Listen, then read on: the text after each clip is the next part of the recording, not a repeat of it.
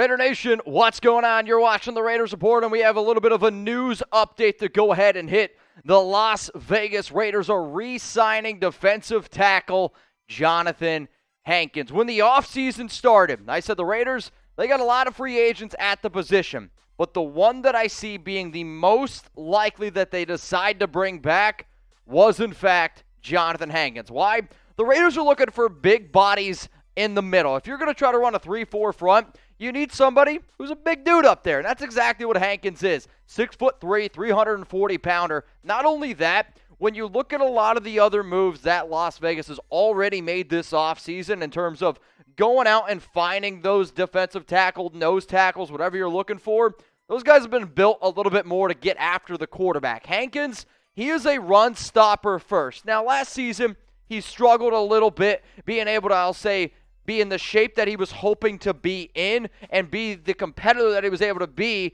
in the Gus Bradley system. When you have somebody like Hankins and the Raiders don't blitz a lot, it puts a lot more pressure on your front four. Yes, Gakwe, yes, Crosby, they were able to benefit going after the quarterback, but it puts more stress on your defensive tackle position, especially Hankins. So when I see his 46.9 PFF grade, I'm not going to worry about that too much. I do think this move makes some sense. It is a one-year deal. We don't have the exact contract details yet, but I do not anticipate being a lot of money. So go down to the comment section right now and let me know, what is your one-word reaction to the Raiders re-signing Johnathan Hankins? Give me your one-word reaction right now down in the comments about the Raiders re-signing Johnathan Hankins. Big. That's my one word, because he's a big body guy that's going to be able to plug up the hole and be that run stopper. You have to have a good depth in terms of who's going to be out there on the football field, because you know if it's Chandler Jones and Crosby, now you have an extra body who you can rotate in. If it's a running down, you put out Hankins. If it's more of a passing down, Bilal Nichols. Bilal Nichols is still your best defensive tackle on this team, but now Hankins is probably your best run stopper. Now, I don't know exactly what this means for Kyle Peko, who was signed. Not 100% sure if he makes the 53. Kendall Vickers is still there. But Vernon Butler and Billings, another big body guys. But you need to be able to rotate these dudes in left and right. Because if you're 6'3", 340 pounds, I'm sorry, you're not going to be in the best shape. But I don't need you to be in the best shape. I need you to give me a lot of effort. And that's what Hankins is going to do. The other reason why I said multiple times that I could see Hankins coming back to the silver and black, you got to go back a few years, and people don't always, know this stuff or remember it, but Hankins actually first played with the New York Giants. Then he went to the Colts, and then he's been with the Raiders since 2018.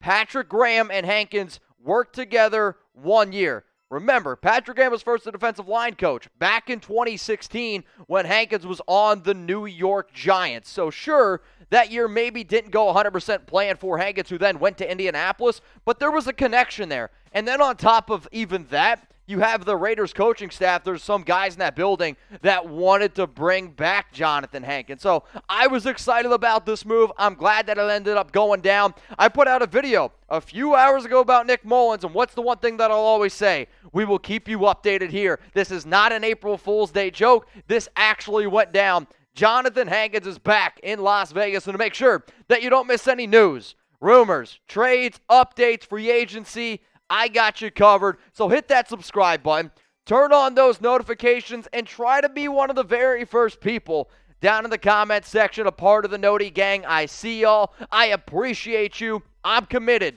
to getting you guys the best content out there on YouTube, the best content on the internet. And to make sure that you know more than your friends, then subscribe to the Raiders Report. So the reason why we're breaking this down today, this video, is because Hankins was a player that I did like, and over the past few seasons, I'm going to read off some notes here. He's recorded 172 tackles, 13 tackles for loss, 25 quarterback pressures, and also has the old relationship with Patrick Graham. Now, last season, 38 tackles, 1 tackle for loss, 1 pass breakup. If you go over to PFF, an overall grade of 46.9, run defense grade of 48.1, a pass rush grade of 50.4. However, he is more of a run stopper than he is a pass rusher. 269 run defense snaps last season, 297 pass rush snaps, What about 2020? In 2020, he had a 61.6 overall grade, according to PFF, a 68.8 run-stopping grade, a 62.5 pass-rushing grade. Then you go to 2019, 63.7, 70 overall grade in the run stopping, 59 in the pass rush. The reason why Hankins' numbers were down is because you go back and you look at a lot of Gus Bradley defenses. And not that Hankins isn't a good player. He's a good defensive tackle. He's not below average, but he's also not above average. He's a good defensive tackle. And good defensive tackles in Gus Bradley systems can struggle sometimes because you're asked to do a little bit more because the Raiders did not blitz. They were ranked dead last in the National Football League last season at overall blitz rate. So as it stands right now, the Raiders have 6 defensive tackles, and yes, nose tackle, defensive tackle is essentially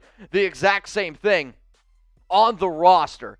And until I get the details out on Hankins, because entering today, the Raiders were at $6.24 million.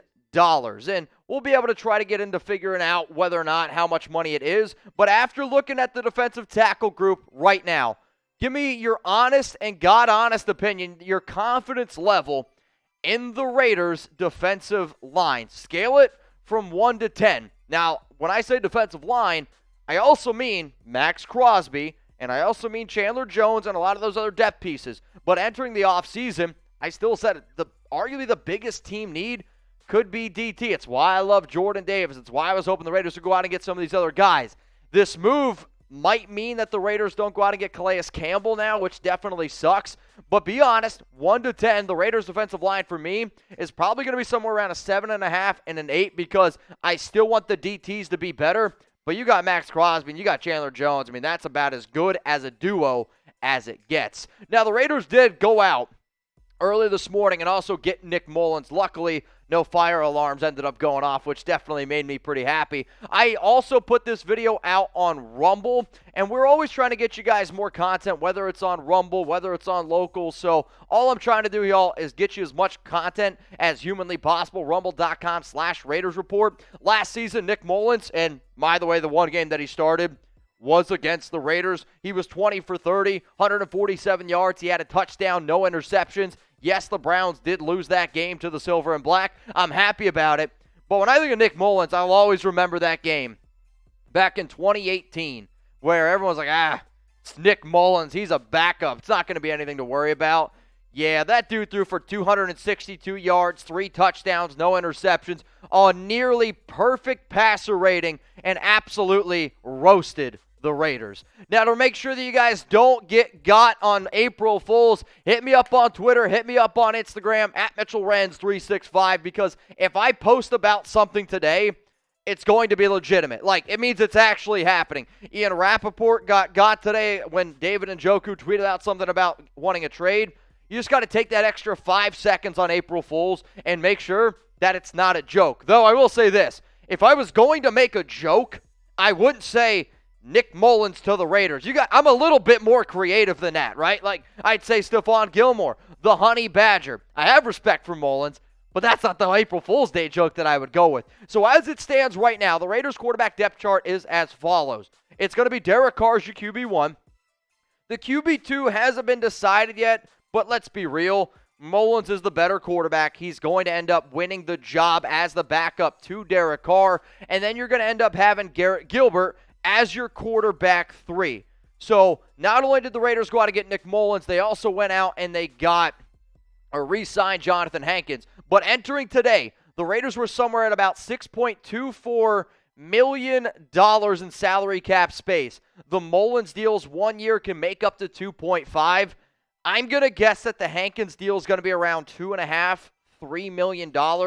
So with that being said, you don't have too much money left. That does not mean that the Raiders do not go out and add another big name. I just think it doesn't mean that they add a big name before the draft. If it happens, it ends up happening after June 1st when you get about the $20 million that you would get from Corey Littleton and that you would end up getting from Carl Nassib. So how about this, y'all? Go ahead and pick a backup quarterback, Nick Mullens or Garrett Gilbert. If you would go ahead and take Nick Mullens, I want you to type M for Mullens. If you would rather have Garrett Gilbert, you can go ahead and type your G for Gilbert. I have said it on my show earlier this morning, and I'm going to say it again today.